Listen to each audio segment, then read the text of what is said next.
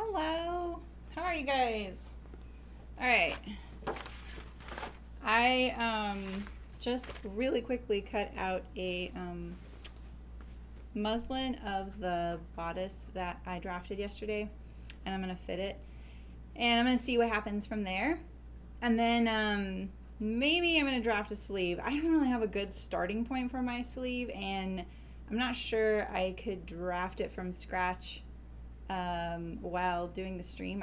I know you probably want that, and I can do that sometime, but it's not something I know off the top of my head from scratch, like drafting a sleeve from scratch. I have to look at the measurements, and honestly, there's just, I want to make sure I do it right. So, and I know that because my block is custom, I can't just use a straight out of the box sleeve draft. So anyway, how are you guys? How are you guys doing? I think I'm ready. I just sewed this really quickly and ironed it. That's why I was a little late. So let's just try it on. Oh, I didn't iron my shoulder seams. So let's move my stuff here.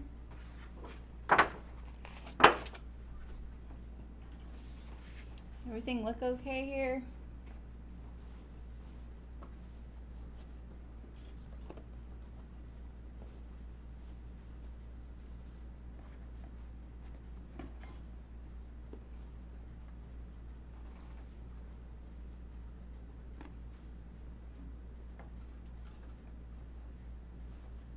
So this is pretty fitted actually. I mean, it fits nice. It's just a little too fitted for what I would wear. I just used a 1-inch extension at the center front, and then I just fold it back like this. Meet it at the center there. It's kind of the traditional school way to do it. And try and get it not pinned to my form, since my cover, my pins might grab my cover.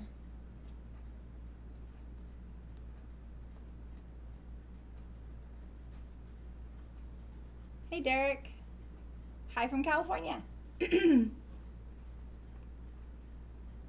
Oh, wow, Claire. That's cool. That's very cool. I really appreciate you, doing that work for me. I don't ever ask pattern companies because I find it seems like a lot of them don't want to engage with what I'm doing, and I don't want to feel threatening to them. I think some of them are kind of under the misconception that I give out their pattern for free in the video. I've had a few designers tell me not to stream, so I don't usually put myself out there anymore. Just do what I want to do.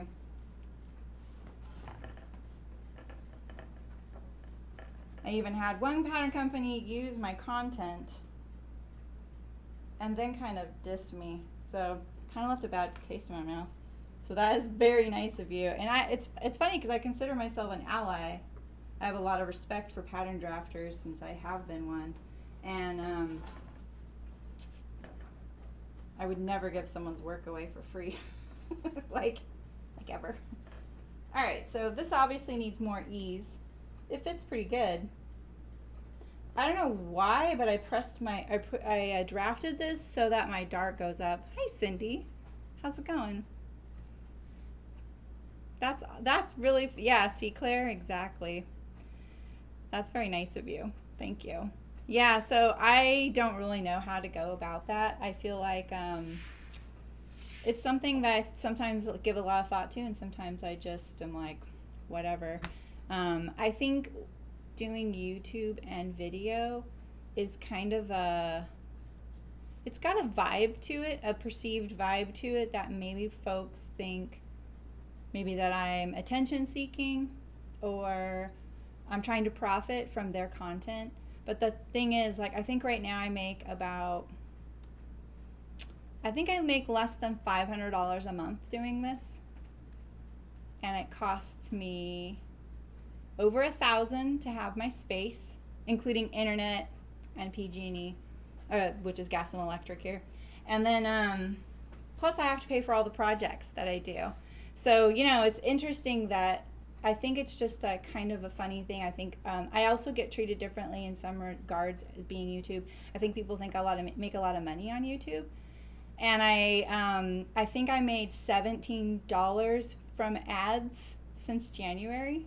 So YouTube isn't really the money-making thing. You'd really have to fine-tune the ad thing, and I'm trying to work on that. I kind of demonetized my whole account for a couple months, and then I was like, you know what, I need to do something. So I am trying to refine that, you know.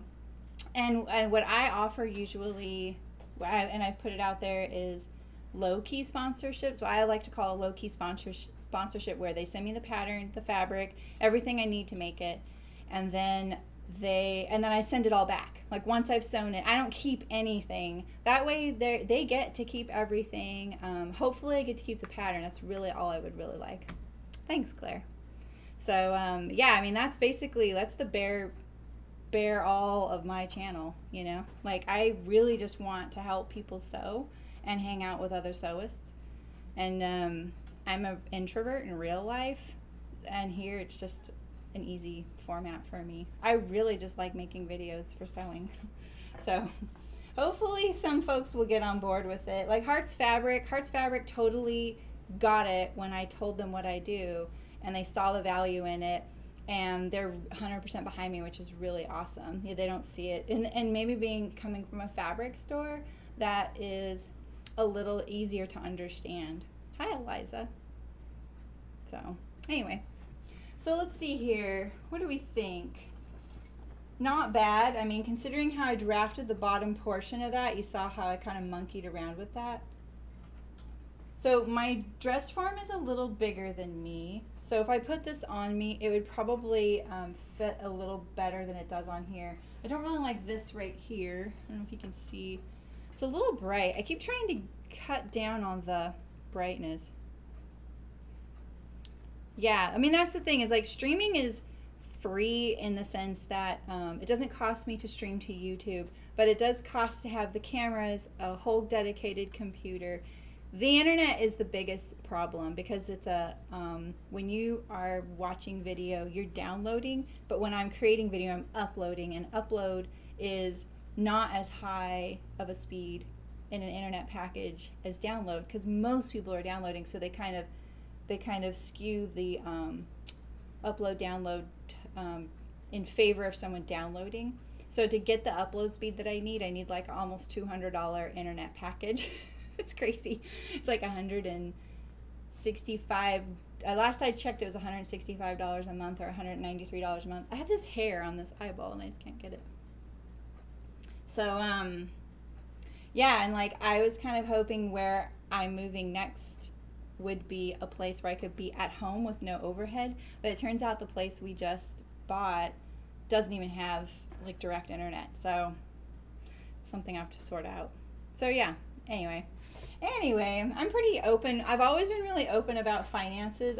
I wish it didn't make people uncomfortable to talk about finances, because I think if more people did, they would have more empathy, and especially for people that aren't as privileged as I am, to be able to just do this for no money right now, and maybe we could be more helpful, you know, and support people that really need it. So I was gonna try and lessen the brightness. So see right here, I have this little bit right there. I don't like that. This is a little tight right here as well. It's very tight right here, look at that.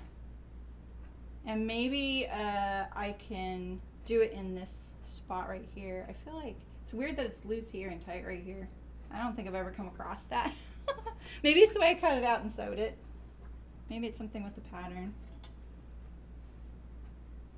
And see, it's a little closer fitting here, and there's more ease back here.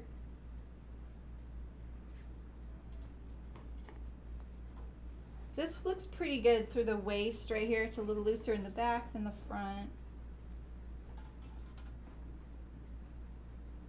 The side seams look plumb. I don't like this, but maybe that would be more comfortable if I'm wearing it. But you know, I honestly this is such a problem for me that I kind of want to not have it at all, you know? This looks pretty good except for this thing little here. So this right here, I mean, this looks like something someone would overlook, but this could be a big problem later on. You know, because I really believe like having things fit you through your shoulders is really important, and it makes the garment feel so good, you know? So anyway. Hey Megan, how's it going? Did you get your fire pit done? Every time I see myself on the full screen, it's so weird. I'm gonna tone down the brightness if I can. It's weird. It's the overhead brightness. What do you guys think of that? I can even zoom in a little. Let's try that. What if we zoom in? I just gotta remember if I switch to my other.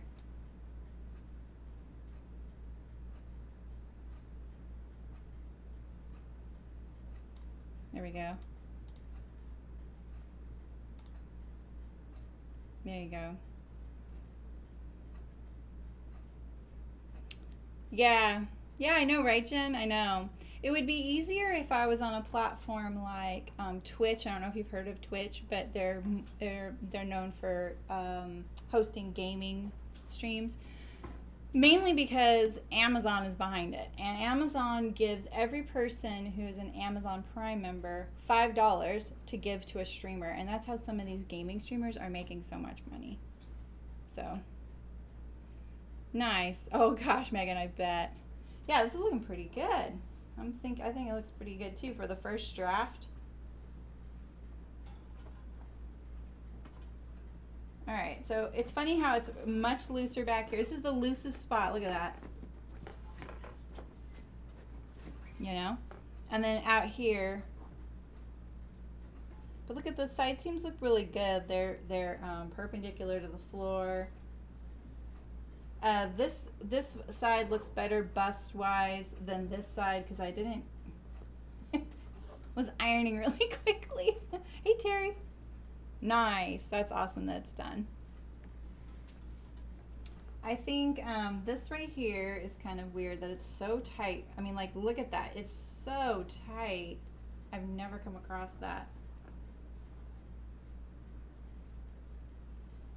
Let's see. What would I do there?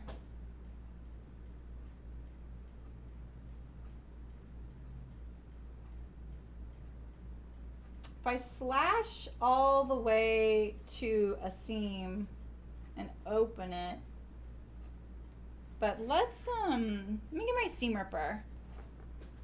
It's pretty good. Let's see here.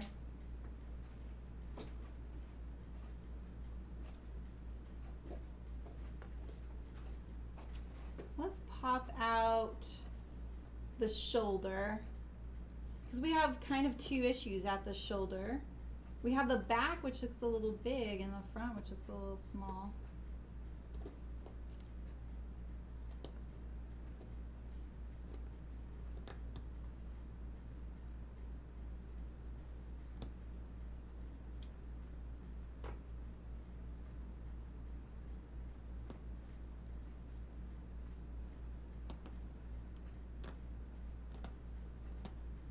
All right.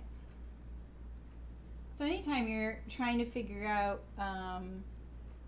what to do with a fit issue and there's tightness or looseness, I think it's really good to get rid of the seam and then see what the fabric wants to do and then fill it in where it's, you know, it's missing stuff and take away where it's a little too much. Because I can't really just add to this edge right here to increase this. It's tight right here. So my thinking is that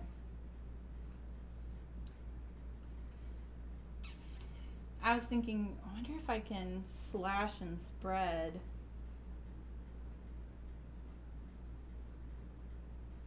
If I open this and make the bust start bigger, if I open this, it has to have a place to go. Like I have to, so here's the thing, it's like this is kind of a confusing thing about doing this. Hi Patty, how's it going? Yeah, I don't really want to be tight right there though. Why not work on it, you know?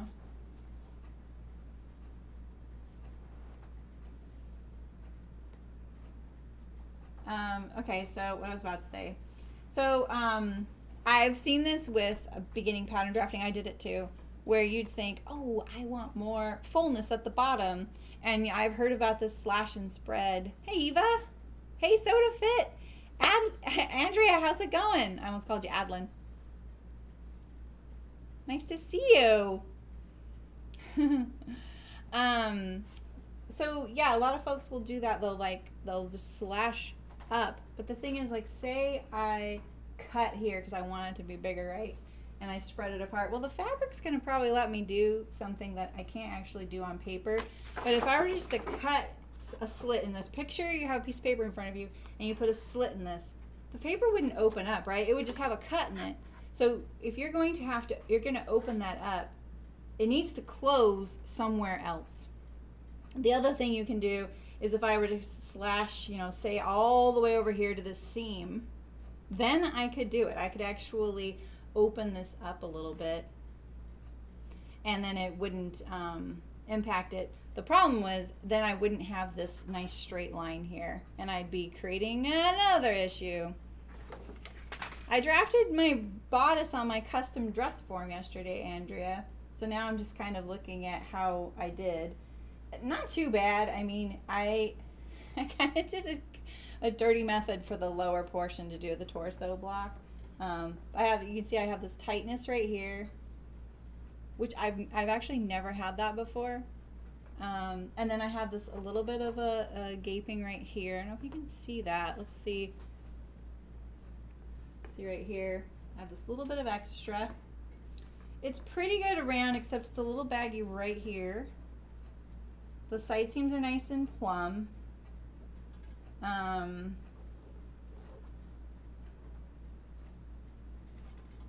like it for the most part. I think I would probably take out a tiny bit back here, but I would also add to the overall ease, because this isn't very much ease right here. It's a pretty close fitting garment. And this looks pretty good right here.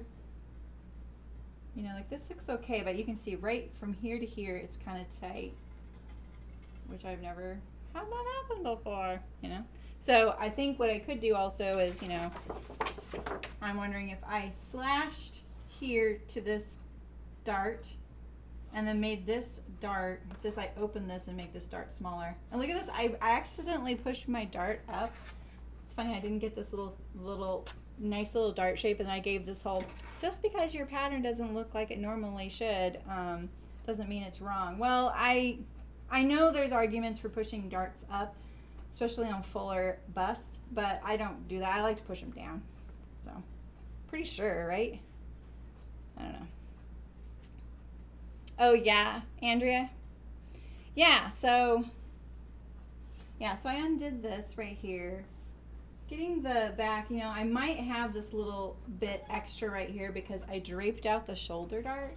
I don't want a shoulder dart in my, because this isn't like going to be a classic basic bodice. It's going to be more of a working basic bodice that I could actually wear with ease, you know. So let me see, where's my pins? I have pins there. Where's my pencil? There we go. So I'm just going to look at, I can see where my stitch line was there and when they're folded over.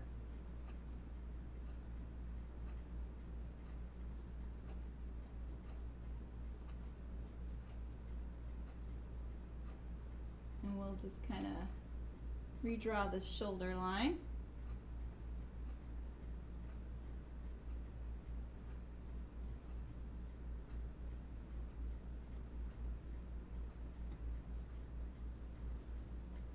That. I have a little bit right here. I'm actually not too concerned about that, mainly because if my arm was actually on the body right here, it would be a whole nother kit and caboodle of how it would fit. Oh, yeah.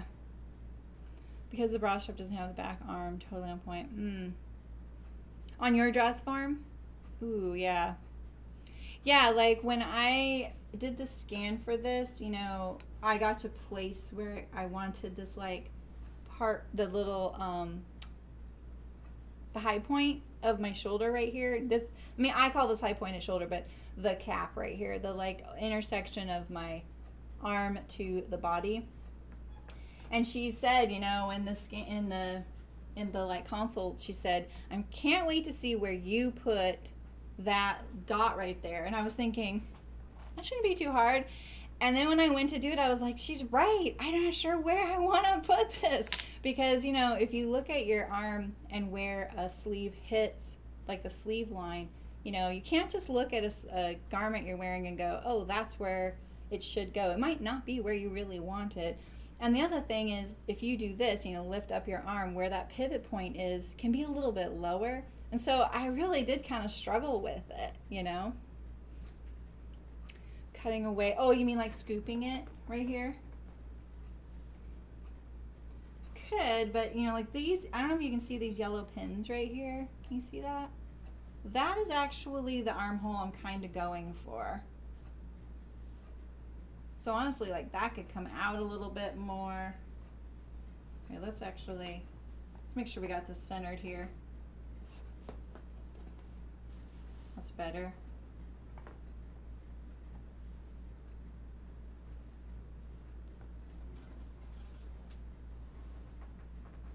And I can see there's a little extra right here where it's tight right here. And in case you can see this. I'm trying to find a good angle. Yeah, can you see that? Right here. It's the same right here. It's even more pronounced. See it? The front needs more ease right here. I want to slash and spread. Feels like the wrong thing to do that.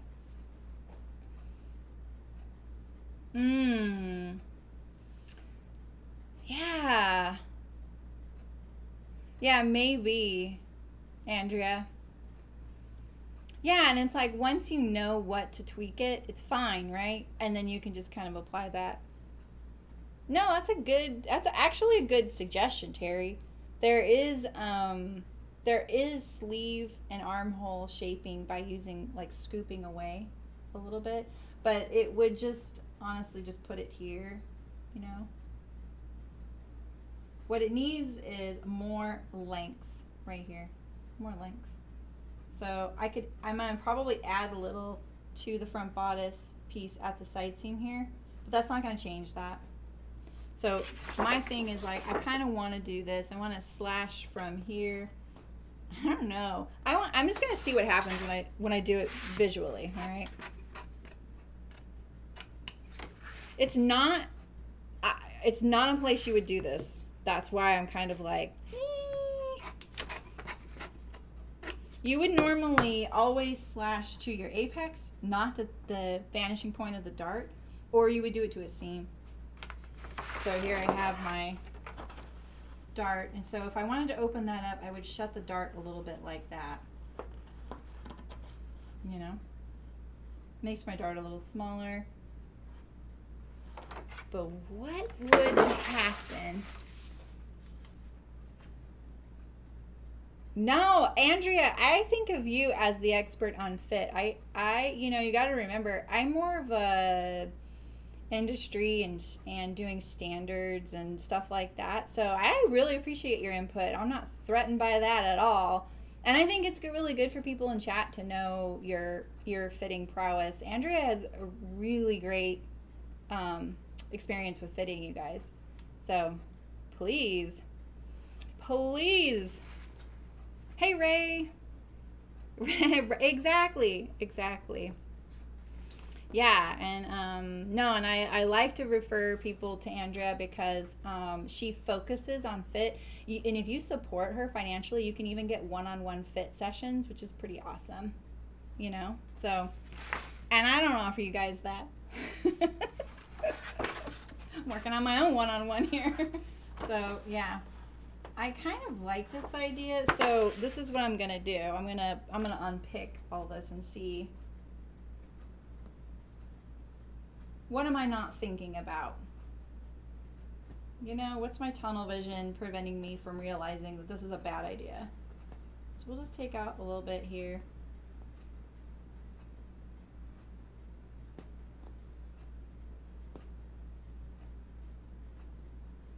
I feel like we're all in this together too, you know, like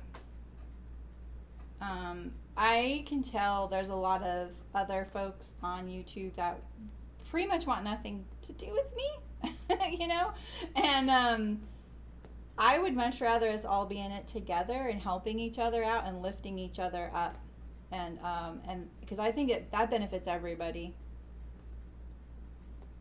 I mean, yeah, I have my self-esteem days where I see someone getting a lot of attention for something, and I'm like, but they didn't even do it right.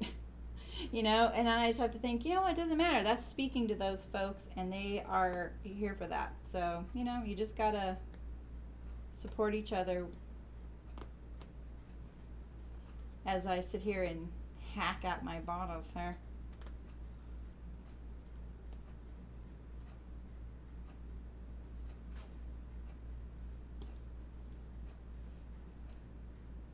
Andrea's more organized than I am too, you guys. You go to her Patreon, she's got it all laid out. I love it. Okay. Let's get rid of these threads. I feel like it's easier to see. You kind of clean it up a little bit.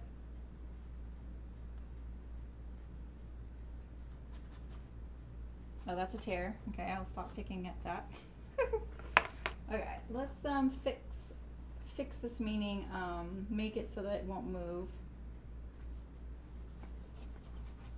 Like this.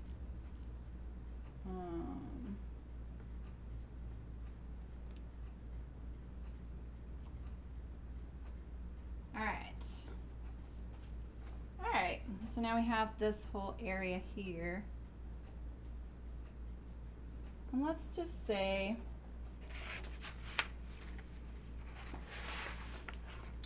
yeah, right? This is the Beatrice. Which one do you have?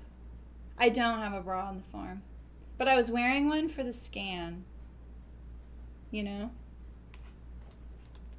And you know, I put this cover on it, this cover right here, because I wanted to have all the like princess lines and the waist seams marked and all that stuff.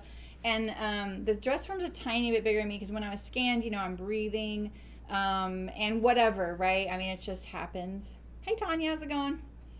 And the cover adds a little bit more. Plus, the cover's a little bit like grabby, you know, with the fabric, which makes it feel a little bit bigger than it is.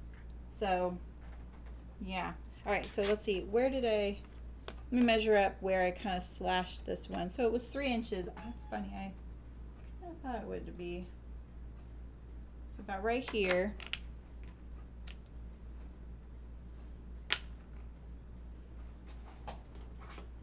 All right, let's do it. This is very awkward.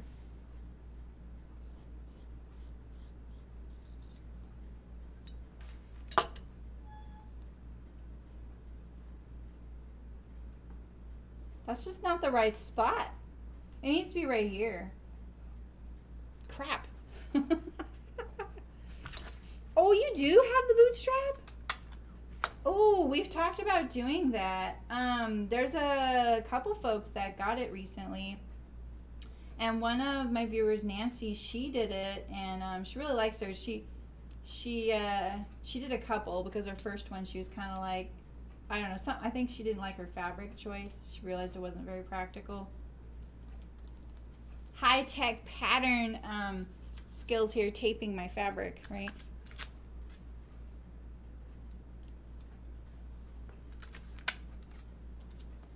Yeah, I think that bootstrap is such an intriguing idea. I was thinking about getting the sleeve. May, how's it going? I love that you call me Zoe. Yeah, the Beatrice, Andrea, they take a scan of you and then cut it in foam. And it's on the pedestal and everything, like I can lift it up and all that.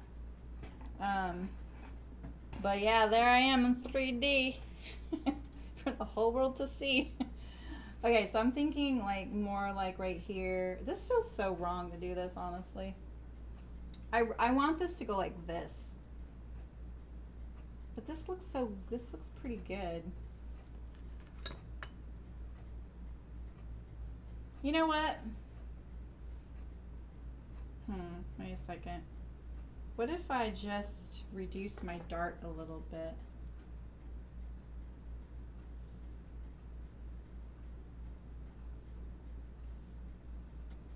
Yeah, we're not gonna slash. Let's just reduce the dart. Look at that.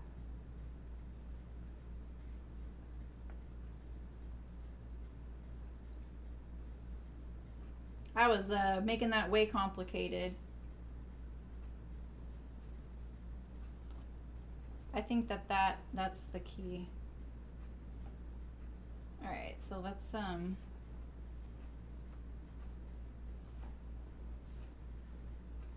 Oh, you do. Andrea, that's really cool. That's so awesome. You're an expert. I love it. You are so brave. This is the thing is like, I think a lot of people think I'm really extroverted because I have a YouTube channel, but the idea of going and teaching classes, it just makes me a little sweaty. You did, May? Nice. Oh, that's so awesome. Yeah, it seems better reducing the dart, doesn't it? And May, you know, while you're here, let me show you this other stuff. This right here. Okay, check this out. I don't know if you have this in Sweden, but you're in Sweden, right? You're in Sweden? Okay, so this is fabric that you put in your printer. So it's an actual piece of fabric. It's just like cotton. This one has a fuse on a fusible surface, so you can iron it onto something. But you could do your design in this and then sew it in, and it would be printed on fabric, and it would last a lot longer than that transfer paper. Because I love that transfer paper because it looks so crisp. But I know like when you rub it, it's gonna eventually like flake off and get kind of some damage. So this is I've used like thousands of this stuff. It can be kind of expensive. You can buy it in packs of 3 or 10, and I always got it in the bigger pack. That way I could get this coupon. So it's an idea. You would have to like sew it into something or top stitch it on, but it would last a lot longer. So yeah, Andrea, yeah, see? Yeah, but I really love talking about sewing and hanging out with people with sewing. So this has helped me. I'm getting better about it. So I think that's a kind of a funny misconception. It's the same when I see even gamers and streams and stuff. Look at that. That's all I had to do. I feel so smart.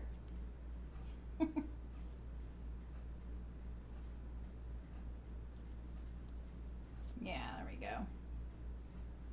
Look at that. The whole thing is just so much better now. Maybe I did a little too much. Now I feel like I have it right here.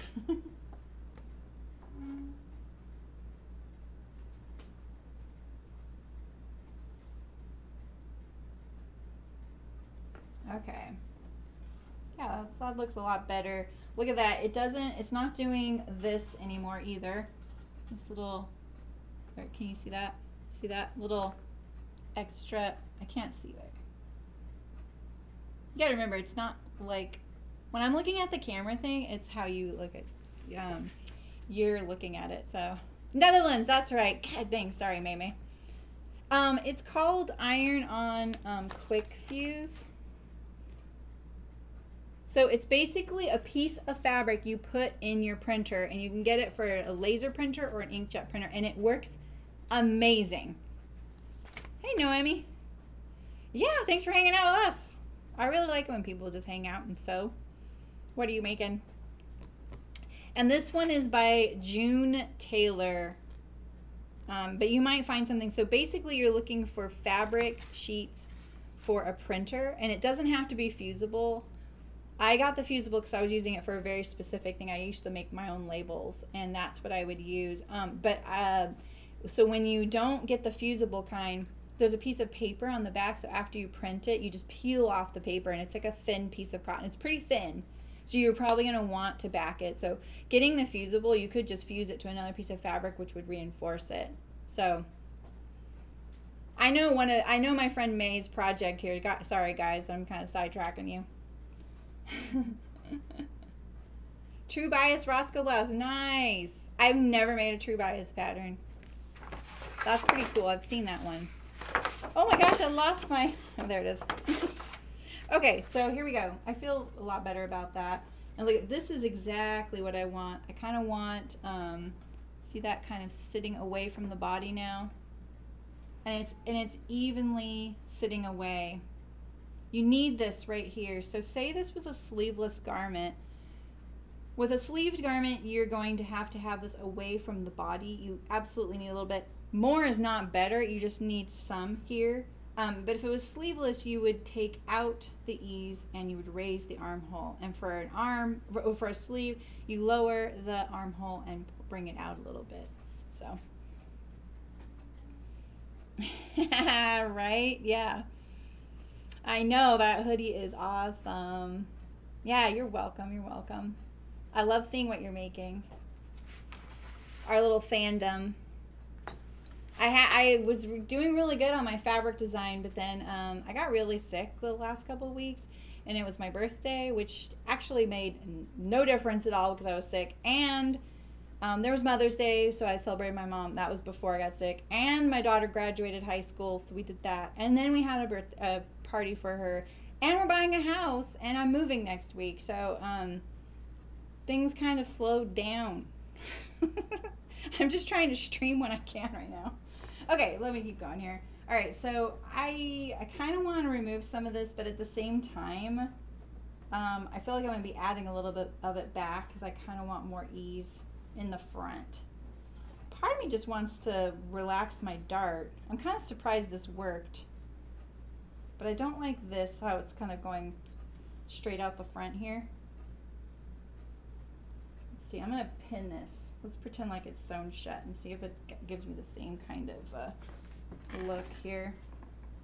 You know, I got this belly, and so it kind of makes it look like I'm sway backed, right? It kind of makes the fabric look like it's doing that, but it's not. The seam, the side seam here is nice and true.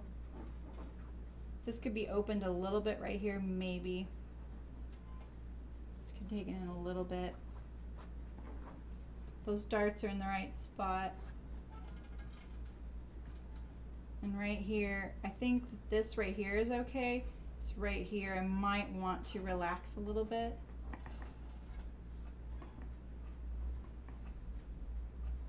For how loose this is. Ooh, I can't wait to have my own bodice again. I looked at my rack because I thought Barbara was correct that I had drafted a sleeve with you guys, but I think it was the knit t-shirt that I did, and I found 3 blocks for myself over the years. So yeah, I know, right, May? I'm really excited for her. It's kind of a terrible time for her, but the graduation ended up being so awesome. Like, we drove up to the school and all of the teachers were out there in masks holding up signs cheering them on, and they were all spaced really far apart, and we drove up to the school and she walked across the stage and no one was near her, and they said her little paragraph because it's a school that lets them write their own little paragraph and they say it. And then she got back in the car and we drove away, and that was the graduation. So in a way, you know, it's kind of a unique time, and we'll never forget that, you know, but it was really cool seeing them all cheering her on, and, you know, it was good. And she, at the end of it, she was like, okay, if I were to have a graduation, that actually is the one I would want. You know, she didn't say it that way, but, you know, like being in the stands and sitting for a long time, like that's not her cup of tea either. So the Shelby dress, I don't know that one. All right, so let me keep going, guys. I'm just chatting away with you. So this side is I always drape on this side. This side's looking a lot better. Got that? I just need to decide what I want to do right here. But I do think I want to add a little bit more ease just in general to make this a little bit more wearable. Kind of want to back this dart off a little bit too. Andrea, I don't know if you're still here, Andrea. Don't feel like you have to stay, Andrea. Yeah, right. I know. Yeah, there's only about 100 kids that were graduating. It's a small school, so I want my dart a little lower. My bust is just like there's just so much flat surface area, you know. You know, these darts are just they're just not in the right spot. That's what it is. They need to go right here. That's what it is. I made it, you know, parallel to the center front, but does it look like that? No. It looks like it's at an angle. What I would like is to leave that there and move it over here. But I think that would be, well, to put it bluntly, wrong. I think that would be wrong.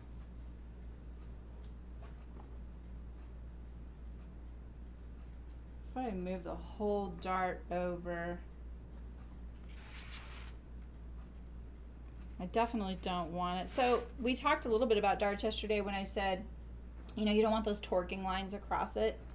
And I could have explained that a little better in that, like, when you go to sew your dart, oh, I don't even have one here. I'll show you my surface here. Yeah, me too, Cecile. Thanks for saying that.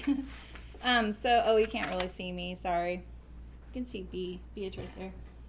So you see right here, when you go to sew in your dart and you're folding it and you're on the back side like this, right?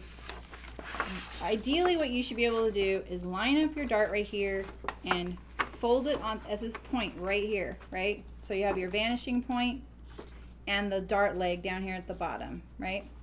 And when you do that, this point right here where the dart, like this is a fisheye dart, should stack right up on top of the other leg right there. That's how you know the dart's gonna be true.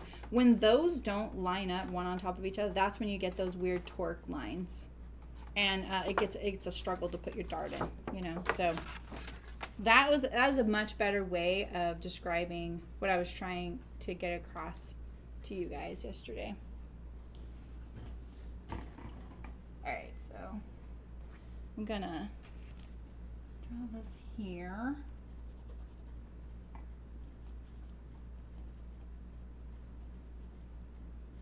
I think this is gonna make this juncture look better on paper. I wasn't really liking that. I really want this to be like here. Well, not quite. I want it right here. Can you see that? I'm just gonna draw it on there.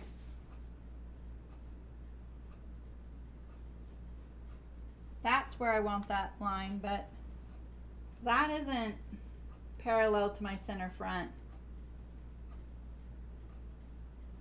You know? I'm gonna pull that out and just look at it. See if I can change this a little bit.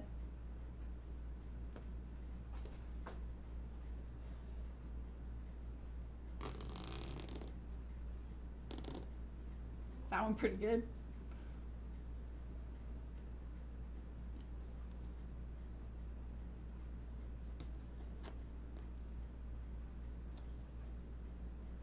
Okay.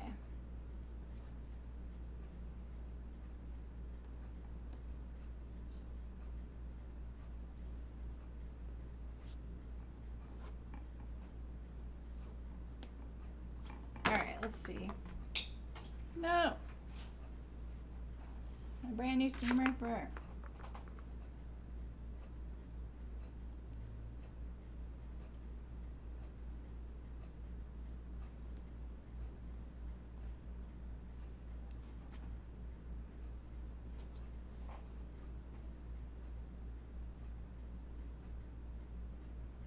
Okay. So let's get this where I want it. I want this to stay right there. Ow. And then I want this to stay right here. Let's kind of maybe get this in a better spot.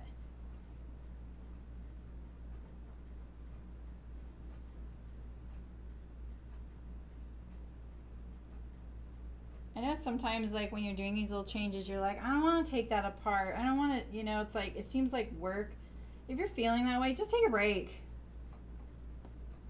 I get that way, and I'm like, when I start getting kind of like whiny about something like that, not that I'm calling you whiny, I need to take a break, because you want to make sure you're doing it right. So don't skimp on it just because you're feeling kind of like, I don't want to do that, you know.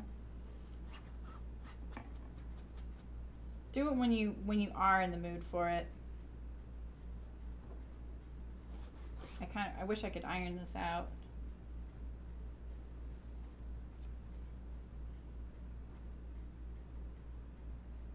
Yeah, right, Ray. I know, and you know, it's unfortunately it's actually kind of common in a lot of patterns, and I don't know why that is, because it is the most fundamental part of pattern drafting. But I do see that, especially in really small folks that are like, here's my new pattern, you know, and maybe they're not trained. You know, they got it to work for them, and they got it to work and fit on them. It does not mean it's going to work for everybody, you know. That just looks a lot better to me. I'm going to try and get that to be parallel to my center front. Yeah, breaks help a bunch. And you know, there are times when I start getting that way and I'm like, I can't take a break. I have to push through this and I need to suck it up. And I also notice when I'm starting to procrastinate and I'm not doing it, I'm like, you know what? You're just taking more time to do this. And if you just did it, you'd spend less time overall thinking about it, because you wouldn't have spent all this time procrastinating, you know? Sometimes those breaks do last months, yeah. Yeah, right, Sydney? Sydney, exactly. Yeah, I just have to clear those out sometimes. They stress me out. Okay, this looks way better. I don't know.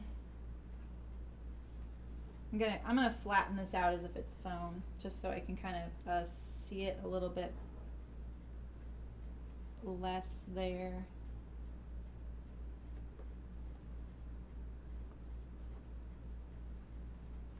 All right, I like that. I like this. I want to make sure that I've got this on here correct. All right. Yeah, this is going good. I'm so excited to have this block. Do I want to take any of this out? I think I like that. I mean, yeah, maybe it would make me look thinner if it were more scooped there, but I'm not trying to look thin. I'm trying to be comfortable. That actually gave me more ease through here, but I do think I might want to open it a little bit down here. Do I? Just a little bit. Do I?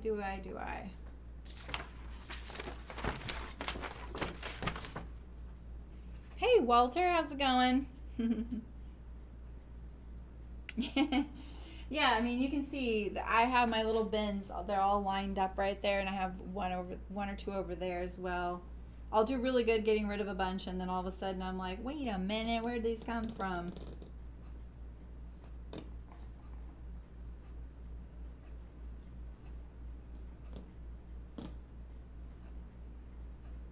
What if I did that a little bit? Okay, so this is fixed right here.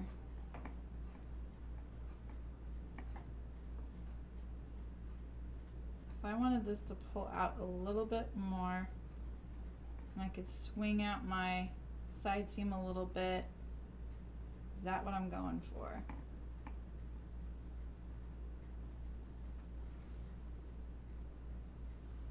Yeah, I think that could be.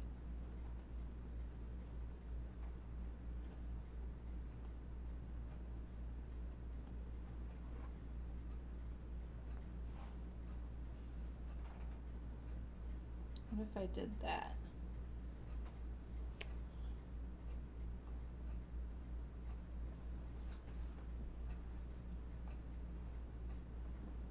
Look at that. I basically have added 3/4 of an inch.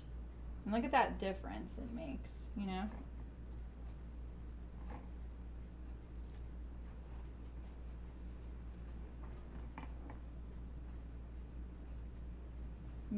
Maybe I could do with a 1/2 inch.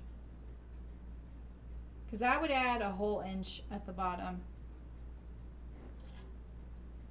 You know what I mean, jelly beans? Right? I'm gonna go with the lower right here. I think that is a safer bet, mainly because I do have these pins under there. I mean, actually, that's a good question, Ray. I could actually raise it up. I could raise this one up to there. And it would be more in line with adding a seam allowance to those pins that I have pinned here. I now have a seam allowance here, which is great. Maybe right here. But I actually remember eyeballing these pins here. So I'm getting a little bit of tightness right here now. Oh, it's not tight. Never mind. It just looked like it. Okay. I think I could scoop this a little bit right here. But usually your back armhole's a little flatter.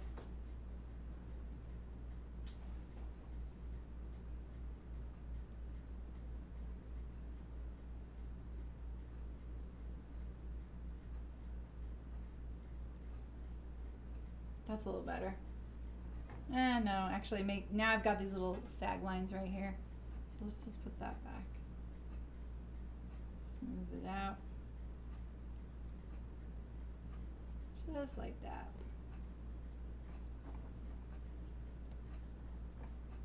I want to just trim it, Ray, but I actually think that, yeah, maybe I'll add that back. I think that would be a good idea. So, nice. Yeah, right, Walter? I know. I love that. I watch gaming streams all day or listen to books. I like having company like that. I like hearing people talk. I've been listening to a lot of Rachel Cargill and Aja Barber and a few other folks speaking about some current events right now that are really unsettling, and I really like hearing what they're talking about, and that actually has been something I'm really enjoying. Okay. All right. Okay, let's take it off the dress form. Wait, let me look at my shoulder here, make sure I got this the way I want it. Because this looks pretty good to me. When I sewed my shoulder seams together, I noticed that they didn't quite line up. You see how much that, maybe you can't see that, but it's about a little less than 1/4 inch. And so I sewed one lined up at the armhole and one lined up at the neck to see what was, which one was right. So now at least I can fix that. And this one is the one I'm going to go with. I'm going to scoop it out at the back neck a little bit.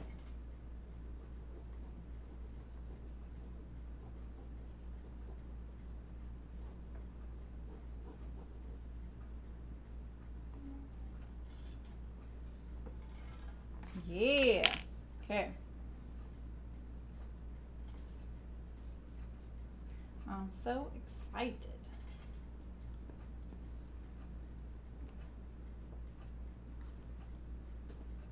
I know 2 people getting Beatrice forms. One of them is a knitwear designer, and she does very awesome designs, and they're all body positive. She has a really great size. What am I trying to say? She has a lot of sizes.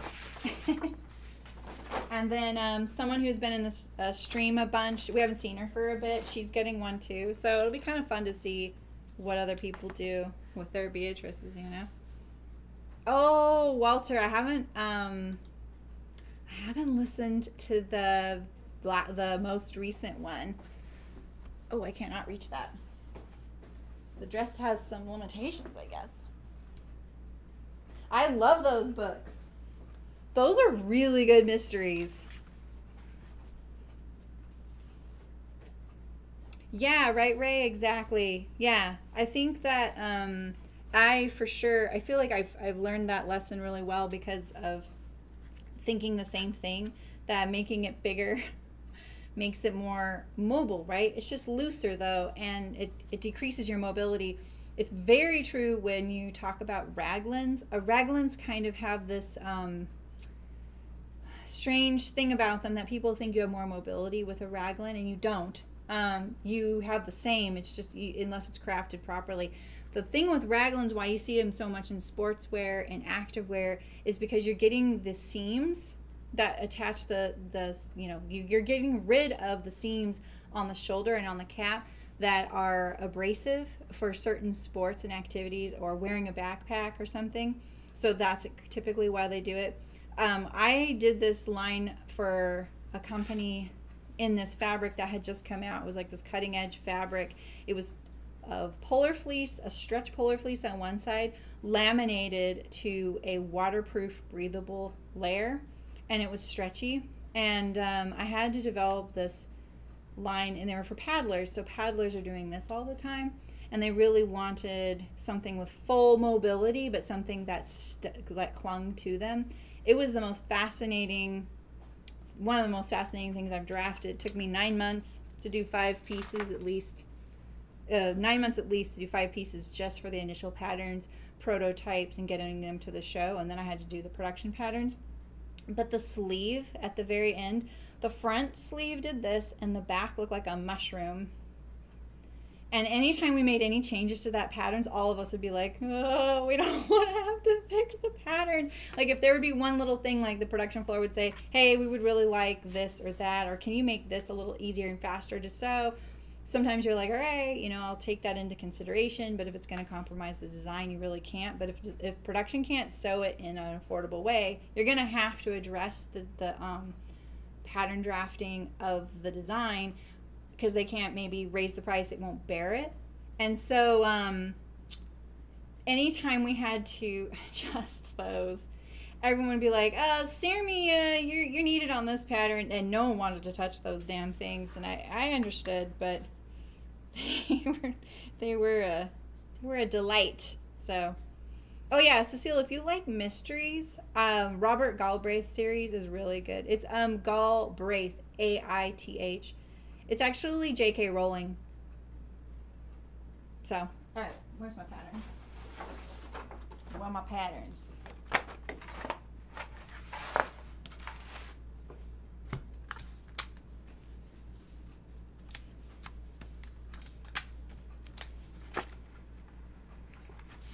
Okay.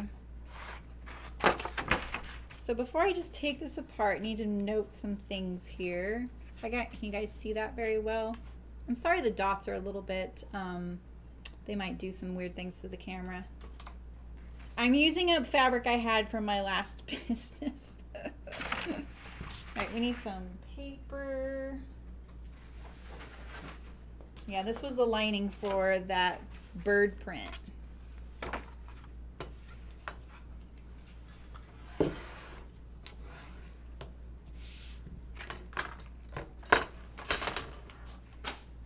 Clear off the decks.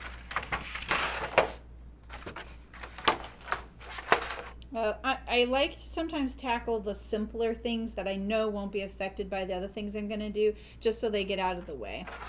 No, nice, Cecile. I think the first one is called Cuckoo's Calling, if I'm right. Okay, so we're going to add, basically, I'm going to add a 1/2 inch to this hem circumference here. And when you're kind of making these changes and you're like, oh, okay, I've opened up my pattern, it gets a little confusing. So the thing to remember, if you're dealing with a prototype or pattern that already has seam allowance on it, and say you did this, like this is what I did, right? I took the side seam apart up to here, okay? And then you can see my old stitch line right here, and you can see this fold is my other stitch line. And you can see I pinned it together where this raw edge is going up to that seam allowance. And that can be a little confusing, like how much do I add and where do I add it, right? So first of all, you always measure seam line to seam line, and that gives you the amount that you need to add. And now where you put it, do you split the difference and put it on the back and the front? That's kind of up to you and where you saw it sitting on you. You know, like say you're like, you know, my side seam looks like it's a little forward on the body. Maybe you add that extra to the front so that it pushes the side seam that way, right? So just think of it that way. But it is kind of easy to get lost in the sauce when you're doing these kind of pattern alterations and you're like, okay, I know I want it to look like this, but how do I transfer it to that? Break it down into small increments so that it's easier for you to understand. Just think of like, okay, I know the seam line was the finished measurement, and now I'm saying I want it to be here. So let's just measure where my seam lines moved from each other. You know, and if you had overlapped it, you would still measure the seam line, the old seam line to the new seam, the old seam line to old seam line, and find that measurement. So if this was way over here, you would know, oh, okay, they're an inch. It's an inch smaller now, but this is bigger, right? So, right. I'm sure they were like, it's a Barbie. All right, so I was kind of wanting this a little more in the front, but I think I'm gonna split the difference because it was kind of even there. So we're just gonna, I'm just gonna actually take two of these.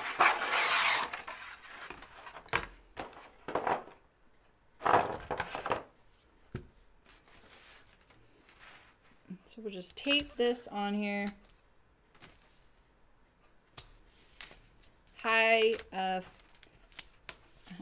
High-end pattern alterations here. Tape. And I don't skimp on the old tape because I don't want any issues later on. Especially if you do this little thing here, go across that. Make it secure. You want to trust it, especially if you're adding very small amounts. You need to tape on the front and the back, otherwise you might lose that sliver and you'll only see the shadow of tape there. You won't realize that you lost the bit you added.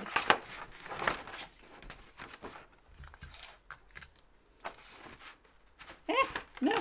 And then that happens.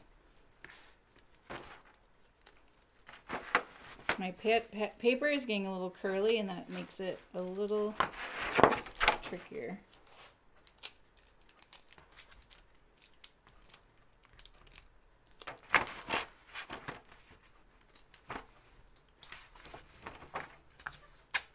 Hey, Jan. You busy?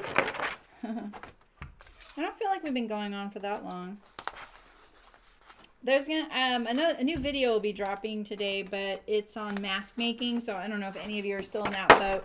I just did one on the Spoon Flower DIY mask kit, and I did it as quick as possible. I feel like I could have whittled it down even further though, but I don't have a lot of time right now to create content, so I just did it really quick at the end of the day yesterday. Kind of proud of myself that I got it all done. Because I really got to work on these patterns because I'll probably be taking a lot of time off to move. All right, so I'm going to add the 1/4 inch to either. And now I can get rid of this little shape here because that I keep thinking is a hem shape. And it's not. It's where the paper fell short. All right, and so we'll just kind of blend that in there. Same thing here. Also, if we split the difference, then it's a little easier to make sure my side seams still stay the same length.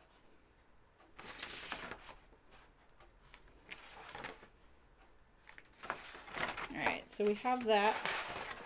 Now let's look at up here. I think we're going to raise the back armhole about 5/8. We're also going to decrease that dart by 5/8.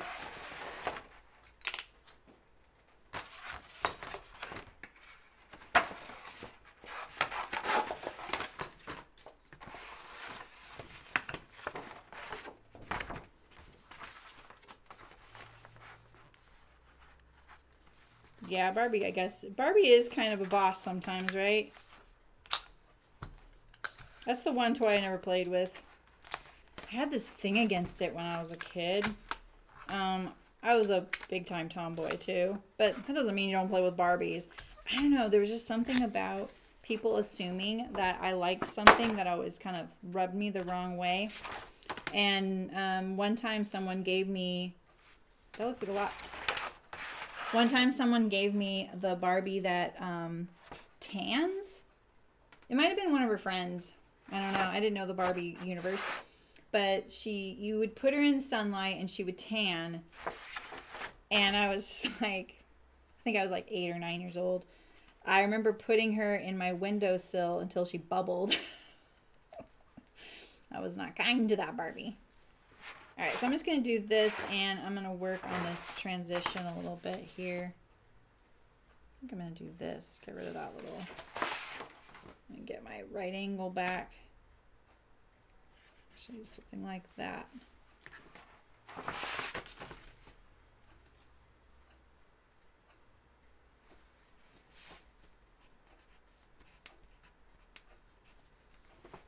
I was always very experimental. I remember putting crayons on my light bulb to melt them, stuff like that, you know. Crafting from a young age. I also had a dry Kool-Aid collection in my trunk that my mom is never going to let me live down.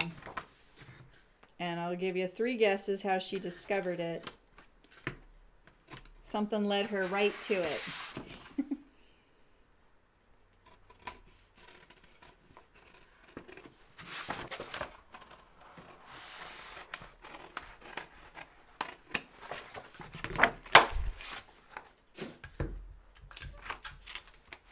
There's my new armhole.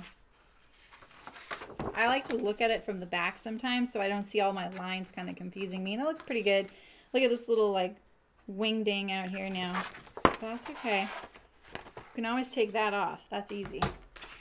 Alright, let's deal with my dart. So basically we're making it 5/8 of an inch smaller. And we're doing that on the seam line, so let me just underscore that. So I'm measuring my 5/8 on the seam line.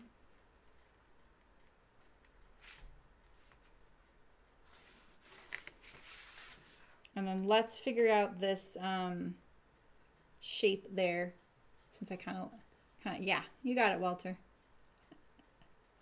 Jane West, like she was a cowgirl, that's cute.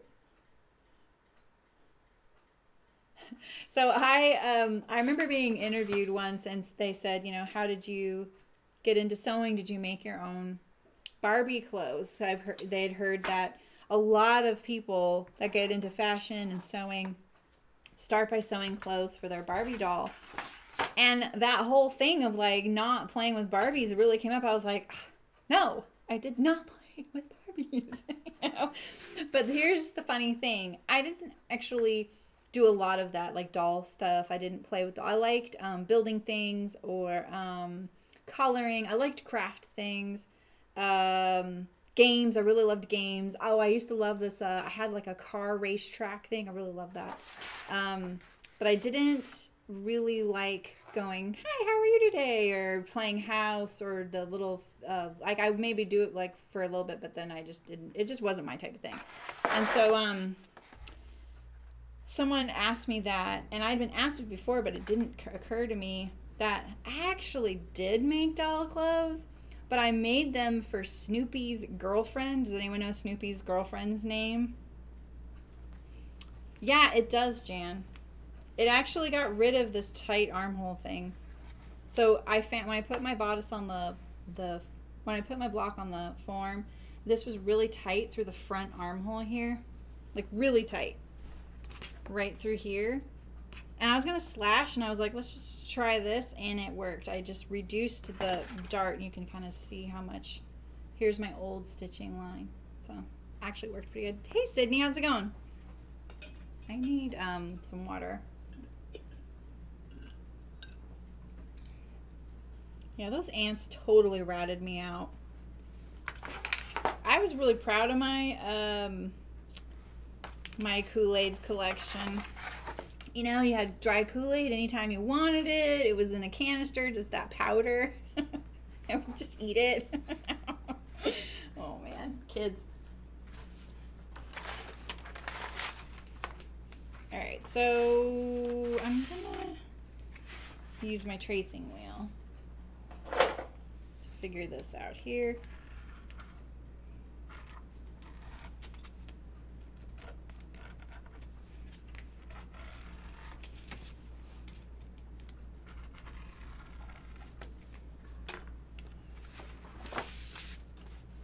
Yes, that's pretty cool, Jan. I mean, maybe that's what I should have tried. It didn't even occur to me. Oh, I can't use this. I have used that for that exact purpose.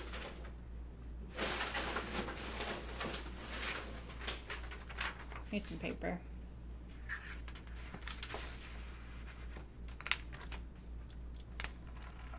Yeah, I was kind of a brat that way, though. You know, like you've heard me say that when I got into sewing in high school, you know, they put me in sewing class and I was like, oh, I don't want to do this girly thing. So bad, right? I mean, so anti-girls, of which I was, you know, a girl. And, yeah, so I'm not proud of it. That's how you own it, right? All right, so darts get pushed down, right? Why can't I remember? Why is this like such a funny? This is such a funny thing. You know something so well, and it just doesn't make sense anymore. So I'm just finding the shape right here on the side.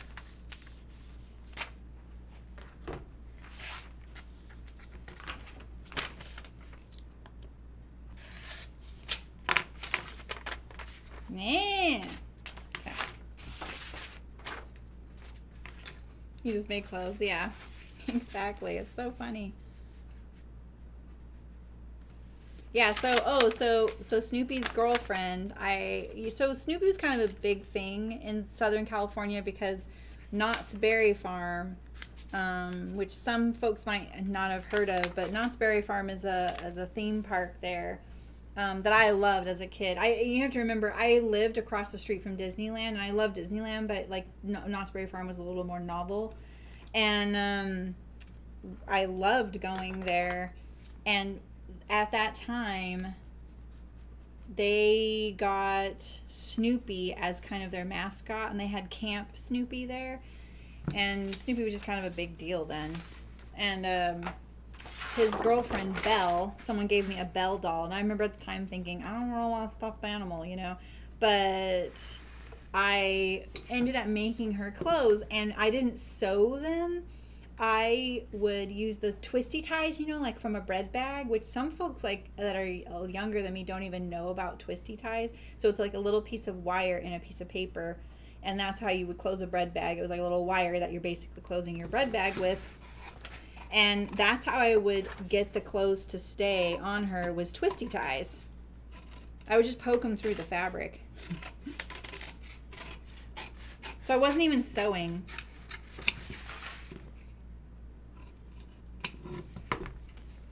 And I would never consider myself in the past as stylish or into fashion the way most people who are into fashion are really into it.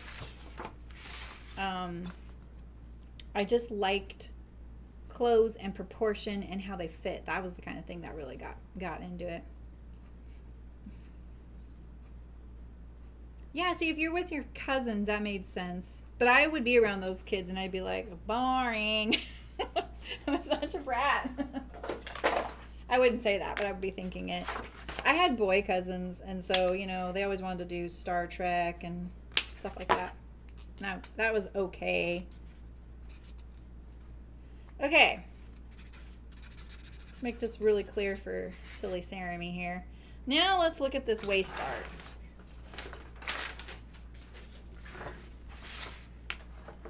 What in the ever-loving heck did I do to my waist art? Oh, I still have my shoulder I need to deal with. So let's deal with the shoulder so I can take this off of here. And let's see. So again, let's look at our...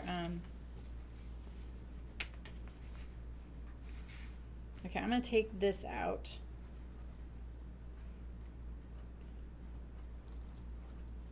And we'll just pull this apart here. So now we have this shoulder here. So this is where my shoulder is. So there's my seam, and I want to look at where I want it to line up. That is actually the seam line I want right there. So let's look at it in relation. It's like a fat 1/8 of an inch.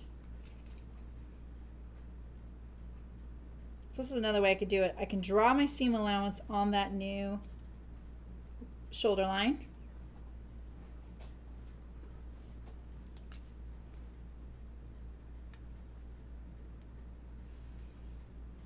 All right.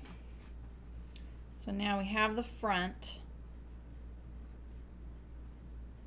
Let's see if I can get the back.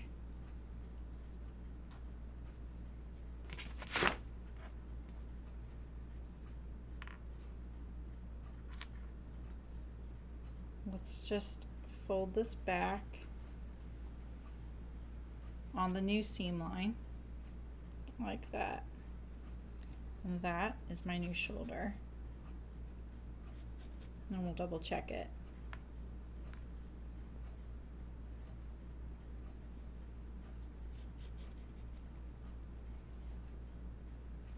So there's my new seam line there, and then we're also going to get rid of this. Like that. All right, that's good. And then we're going to add a 1/2 inch to that. There we go. Okay. I just dropped my cap. Wait a second.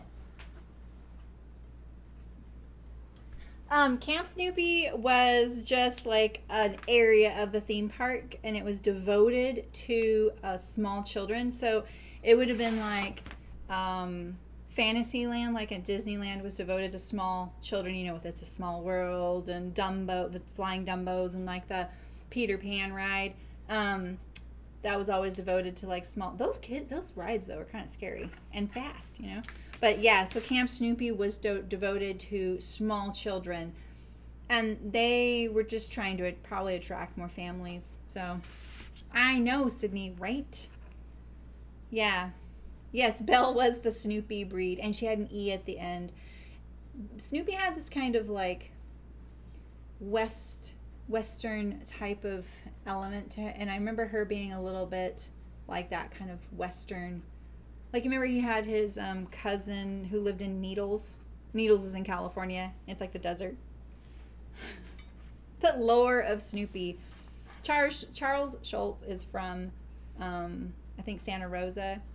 And if you go through Santa Rosa, is it Santa Rosa? There are like little brass sculptures of like Charlie Brown and Lucy all throughout the community, and there's a Charlie Brown museum there, the Charles Schultz Museum. So it's a California thing, but I grew up in Southern California, and Santa Rosa is not in Southern California. I don't really know how that happened. I'm not a huge Snoopy fan, to be honest, you guys. Okay, so here we go. This is my new line there, and we're just going to trim that off based on this. I'm right-handed though, so we're going to go like this.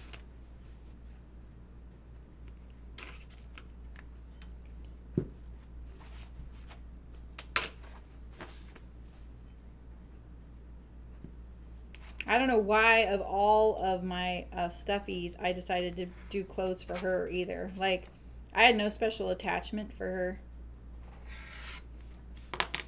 Maybe she was a good shape. Yeah, sometimes Snoopy would wear a cowboy hat is exactly. And his cousin who lived in Needles had like a little mustache. Oh, man. Okay. So now we have this, so we just need to deal with the dart on that. So let's finish this shoulder over here. There's nothing else I'm doing to the back, right? Just this. I'm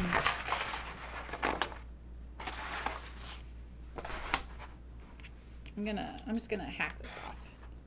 Hack that open so it lays nice and flat. So we'll lay our fabric on here. On the old line, because I just added this right there.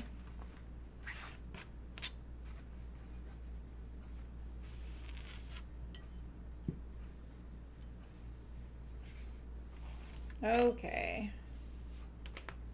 I'm going to trim this off, and then I'm going to true this up.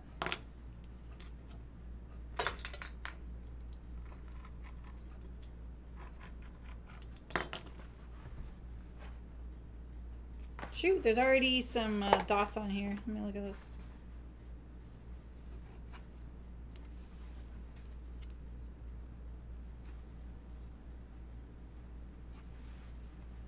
I'm going to trim this off. And I can see.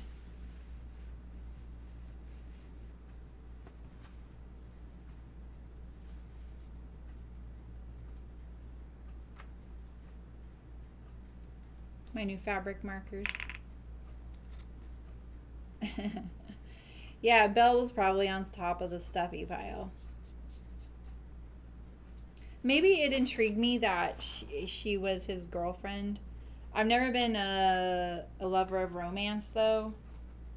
Except maybe when I was like a teenager and it was, you know, kind of the thing to be kind of into that kind of thing. But you'll never catch me reading romance books or watching romance movies. I don't have a lot of patience for it, to be honest. I don't have anything against it at all. I just, sometimes I'm just like, I don't know why. Romance kind of makes me cringe.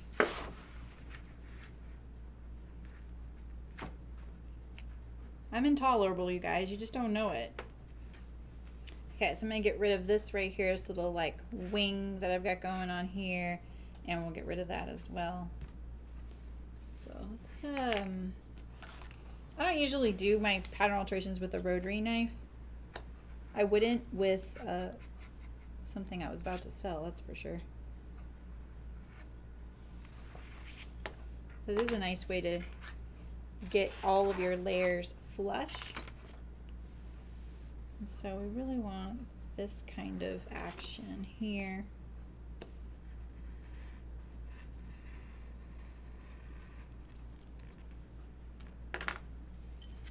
All right. I feel like there's a bump here. I can't tell if it's an optical illusion. Oh, it's this paper here. Okay, let's get rid of that.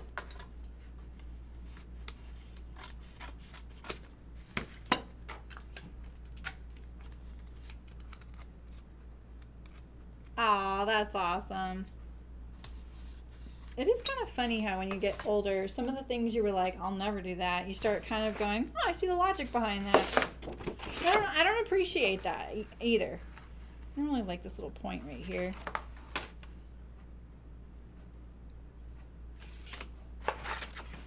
Let's look at it, like when I start seeing kind of funny things, like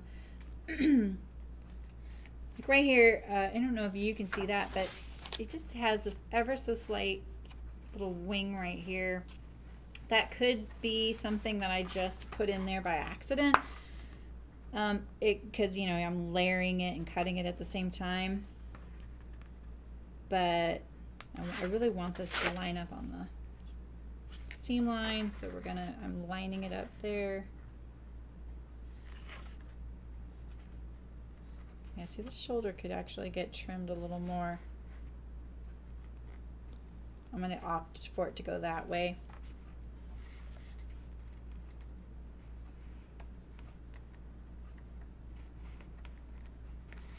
I'll look at it from where I was going with that. I look at it from the back so I don't see all my lines and stuff.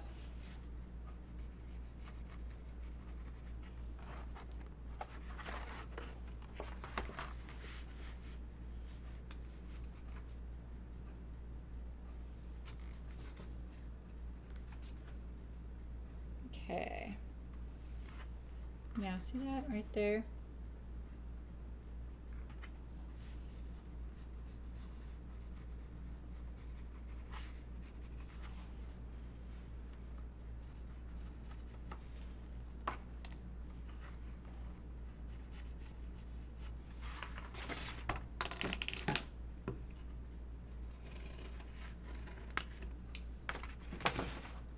I like getting these junctures really nice.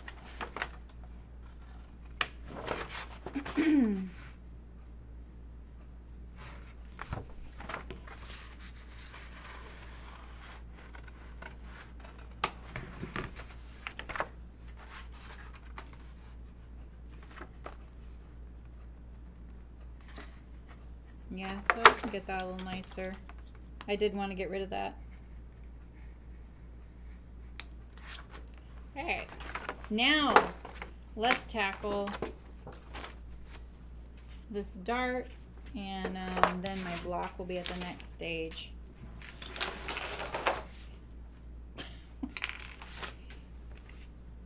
All right, I'm gonna iron this real quick. Let me turn on my iron.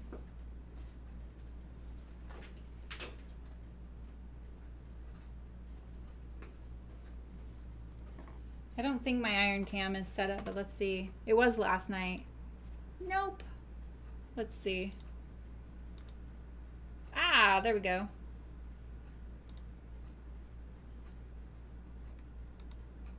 Hey Karen, how's it going?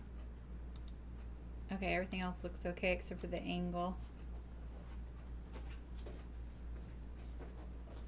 Just gonna iron out some of these wrinkles.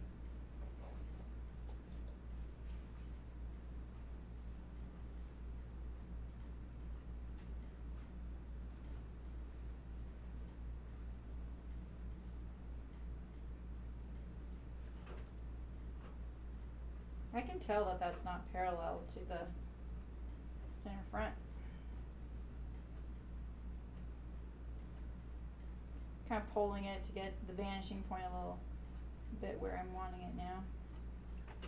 Let's get rid of these right here. Yeah. There we go.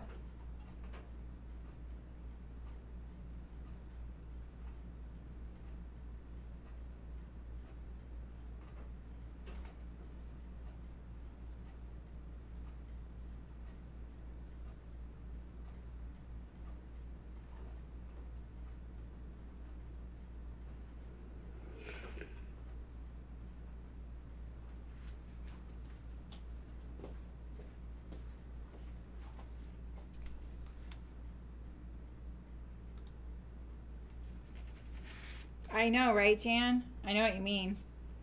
Oh, this isn't what we want. There we go.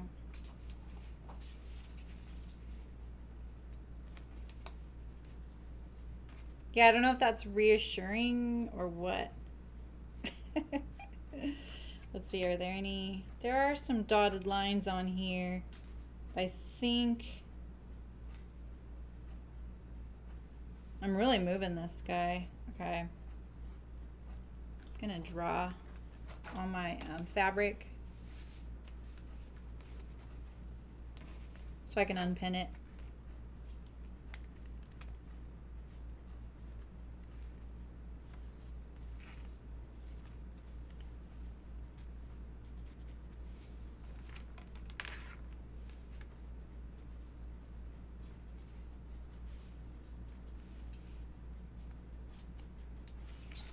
All right.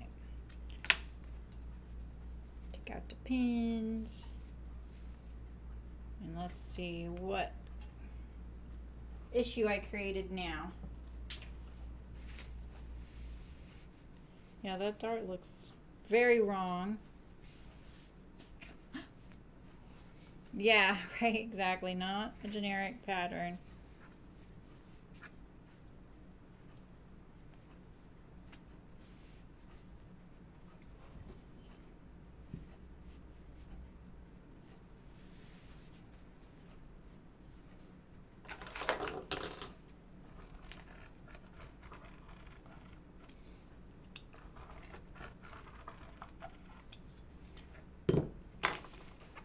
Yee!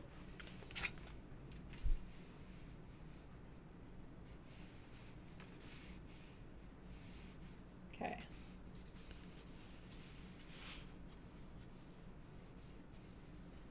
Okay, that's my dart. I don't know if you can see the orange.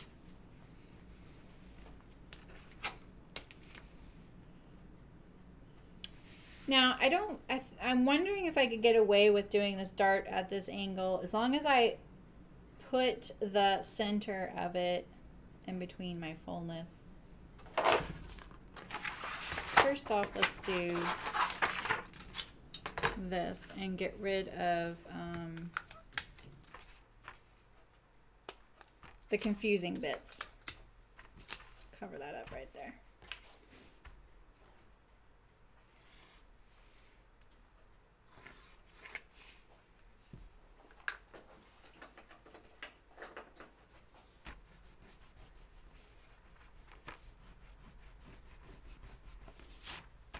It's good to make it as easy as possible. I know that moves the camera, sorry. Yeah, so.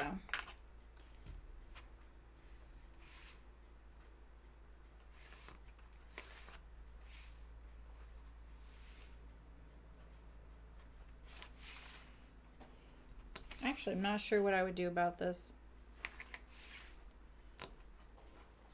So as long as I think, as long as I can put this point in the middle. So right here, let's see, I want to look at this a little bit further right there where that fullness is, because I covered up that, I covered it up a little bit.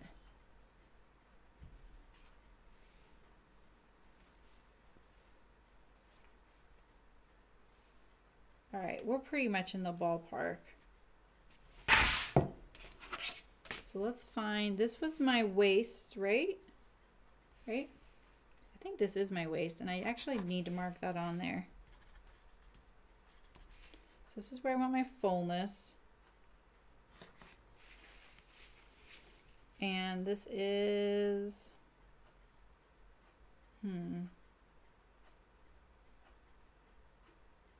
1/8 here.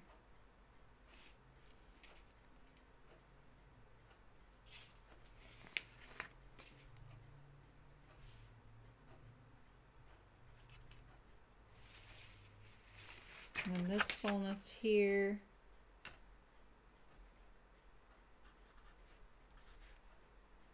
Like that, 3/4.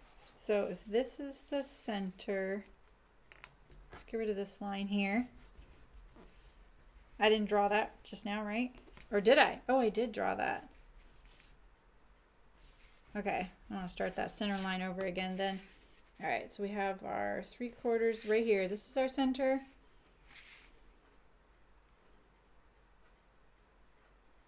I see this coming out right here. This is what's puzzling me. I'm like, do I kind of go right this? Like that? More like that?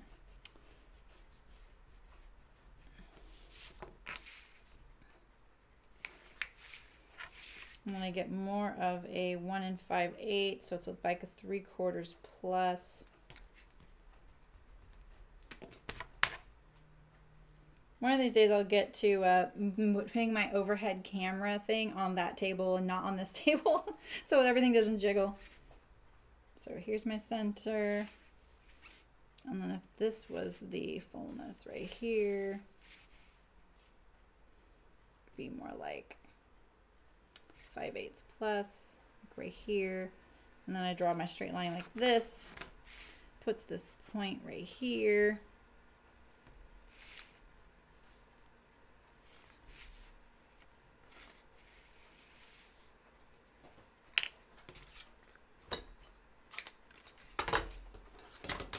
I never really liked having to fill in notches, and you don't really, like, let's be honest, like, the industry doesn't use paper patterns anymore, really.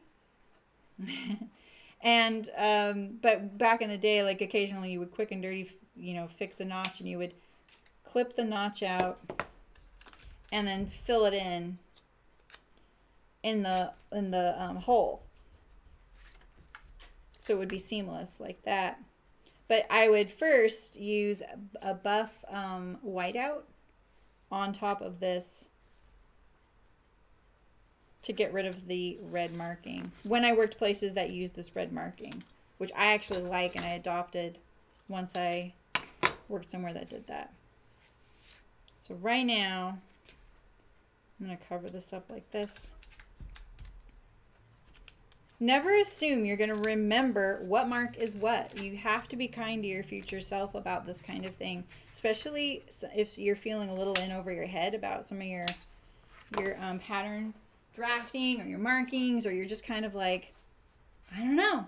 You know, I don't know. So I'm going to try this out and see if this works. And then you get interrupted, you know, and you can't get to your project for a while. Be kind to your future self. Mark it all. Get rid of some of the stuff that's really confusing you, or it can be confusing. You know, like that. Getting rid of these markings.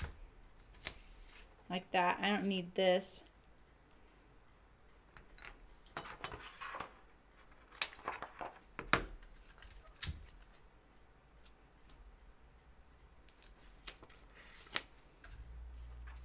It seems a little like extra to do this, but it's really not. It makes a big difference in how your pattern looks. You doubt it less, and your eye goes to the things that you actually really care about, and not all these things that were your stepping stones, you know? All right, so now we have our new dart legs right here. And our new fisheye, which I'm going to mark on the inside. That. And we'll just try it. And this is our new vanishing point. And same with this thing up here. I'm going to cover that bad boy right up. Just like that. Alright. Can we make this look? It also makes me feel like I knew what I was doing when I originally drafted this. But looking at all this other crap doesn't make me feel that way. You know?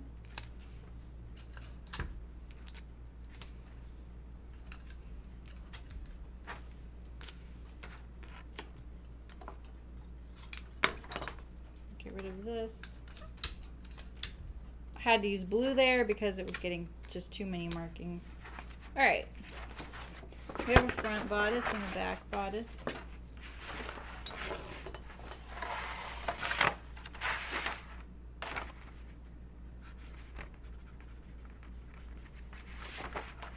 Feels pretty good.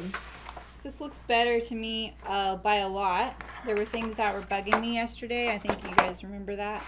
And now those things are gone. Maybe they were warning signs. Maybe they just, you know, are less obvious now. So that looks pretty good. So the next thing, I'm actually going to mark my apex here. So we have here, and we have this here. And this is more, look at that, it's more my apex. My apex can be a little bit, flexible because of the way my bosom is shaped, you know. All right, so now we have our front and back bodice. Let's see, what time is it? It's almost been a couple hours. So I think what I'm gonna do, what am I gonna do? Tomorrow I get to see my new house. I've seen it one time, you guys, one time, and I didn't get to touch anything on it. All the doors were open and drawers were open, and we could just walk around and not touch anything wearing masks. So that's not till the afternoon, but I was just about to say maybe I'll draft a sleeve and have that sewn for Saturday.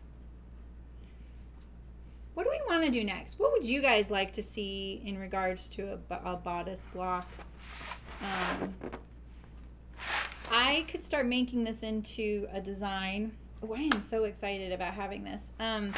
But I will need a sleeve eventually. I can make a sleeveless garment, that's no problem, but the sleeve is inevitable. I just have to have that, you know? I could cut another one of these and sew it up, but I feel pretty good about this because we were pretty detailed on this. I'm gonna get rid of this. I know, right, Jan? I am excited. I think we even signed the papers for the house tomorrow. This has been the weirdest house purchase I've ever done. It's been so weird. Like, the fact that you can just DocuSign everything where you're not constantly going into an office and signing something. They just send you an email and they're like, sign this, and you're like, finish. You're done. It's so surreal. So yeah, tomorrow I get to look at the house. I didn't even look in a couple spots because I really didn't think we were buying this place. It seemed kind of crazy, you know. So You'd like to see the sleeve? I think I'd like to see the sleeve too. So how about I do some prep for drafting a sleeve on Saturday?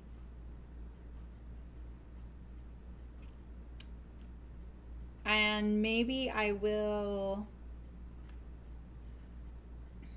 we can see how much time we have left. I may have time to end up drafting this into a styled garment because it'll be really fast. This is the thing. Once you have your block, doing the patterns for it, piece of cake. Yeah. We're not selling our house.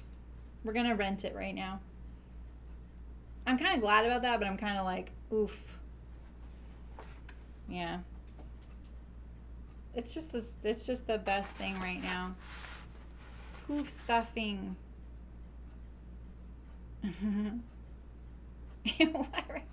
Yeah, so so I can, you know, because then I can kind of go, ooh, do I want a you know, a basic bodice with a collar,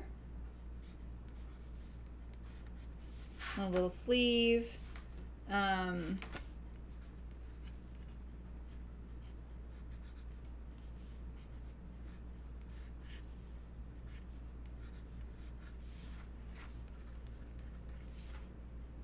you know, do I want,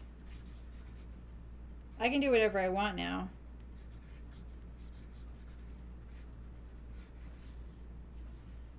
I could do a little yoked bodice, pleats, and look pregnant. A little ruffle sleeve. You know, I can do whatever I want now. Once I have this, doing the pattern drafting for designs is really fast.